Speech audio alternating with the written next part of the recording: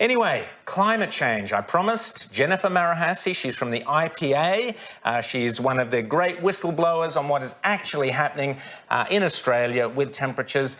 Welcome to Outsiders. Jennifer, how are you? Thank you for having me on your program, Rowan. Thank you. Oh, it's our pleasure and certainly Outsiders' pleasure. Now tell us, Melissa Price, the Environment Minister, came up last week. What did she say? She said that last summer was the hottest ever, which is very difficult to believe when you actually consider, you know, the 100 years of bushfire history in places like She said that Victoria. bushfires were the result of climate change. She said bushfires were the result of climate change, and she said that this last hottest summer ever was the result of climate change. Do you agree with her that bushfires are the result of, does the evidence support that? Well, the hottest summer, thinking about Victoria, was probably 1938-39, so that was 80 years ago. And that very hot summer coincided with a terrible bushfire event, the Black Friday bushfires, 13th of January 1939. They were horrific. 2 million hectares of land burnt. So to put that in perspective, we're looking at 20 times the area that burnt this last summer. Wow. And the fires were so ferocious and so hot, and the ash went so high that it fell in New Zealand.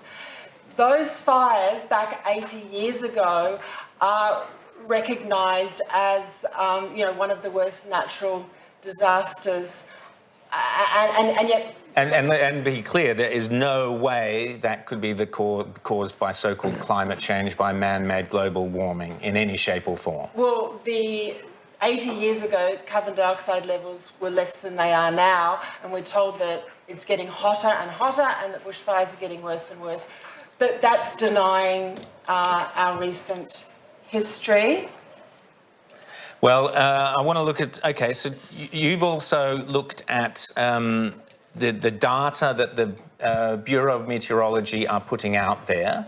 And there's this, we talked about it last week on the show, this idea of homogenisation, where they look back at data in the past and they go, oh, hang on, we actually think that looks a bit hot, so we'll change that. They change the historical records. Now tell us, does this apply in this instance? Well, they actually changed the temperatures as recorded in rural Victoria back on the 13th of January 1939. They changed the records from then?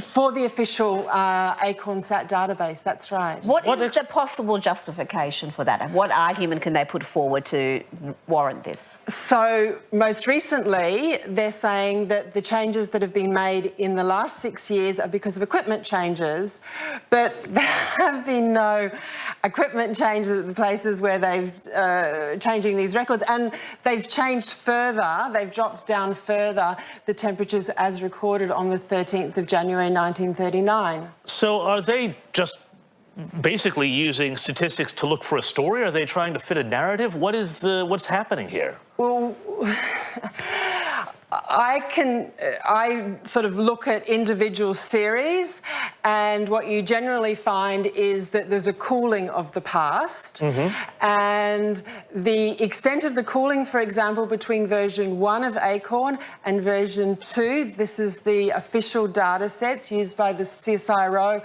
and the Bureau, they've increased the warming by 23% between the versions. Just over the last 6 years, and that's mostly by cooling the past. But how can this be, like, why is there no resistance to this rewriting of history and statistical data that is sound being changed, decades later? Why is there no resistance? I think that there are some people, like I think Josh Frydenberg has some idea of the extent of the rewrite. I mean, this is industrial scale rewriting, revising of our temperature history. I think he has some understanding of the extent. I think Greg Hunt stopped a proper external review of the Bureau because I think he said something along the lines of a transparent review was incompatible with the public having confidence in the Bureau. I mean, what does that say about... So Greg Hunt stopped a review of these procedure and the BOM? That was back in 2014 when I showed, for example, the extent to which they were rewriting temperatures at places like Rutherglen, where there was absolutely no justification. For example, Rutherglen's a beautiful long record, recorded at an agricultural research station. And thinking about summers, for example, if you look at the temperatures for Rutherglen for that summer of 1938-39, temperatures were 2 degrees hotter than anything since. Really? 2 degrees Celsius hotter. That's in the raw data, but the homogenised data tells quite a different story. So how much have they... So they've made it look like the past was colder than it was, which makes today look hotter. Particularly in the minimum temperatures for Rutherglen. In the maximum, the changes are different. They make crazy changes all over the place, but generally, cumulatively, you end up with more warming. I sent you something during the week about Wagga Yeah, and tell us how... about Tell us more. So that record begins on the 18th of January 1942. On the 27th of November 1946, they make a huge adjustment to one day, dropping it down 21 degrees between version 1 and version 2. 21 degrees? That's right. How can you possibly justify that?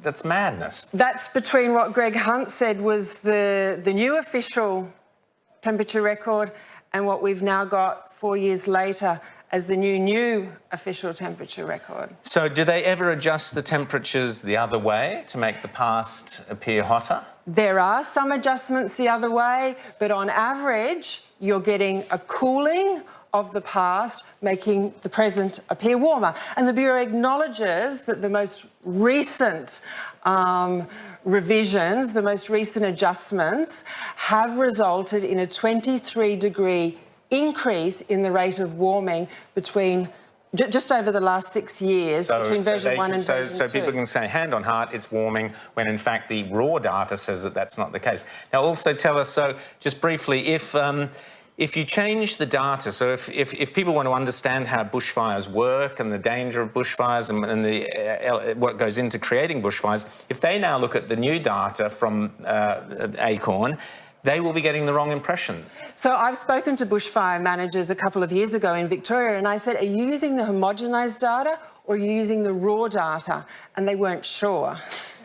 Okay, but if they're using the wrong data, they have the wrong information, so that, you know, this is about lives potentially being lost. If you start messing with data, it messes with your ability to accurately predict what is happening in certain circumstances. And for the Environment Minister to be wandering around talking about climate change as the cause of bushfires, when you need to actually, the data is there that suggests there were hot summers responsible for the bushfires which had nothing to do with climate change, correct?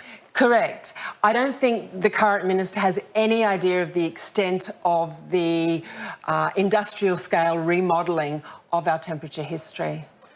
That's horrific. Jennifer Marohasy, thanks so much for coming on Outsiders. Your work is invaluable, a voice of sanity, whilst our past is being tampered with, and that is terrifying. Thanks so much, Jennifer. Thanks for coming on Outsiders. Thanks for having me.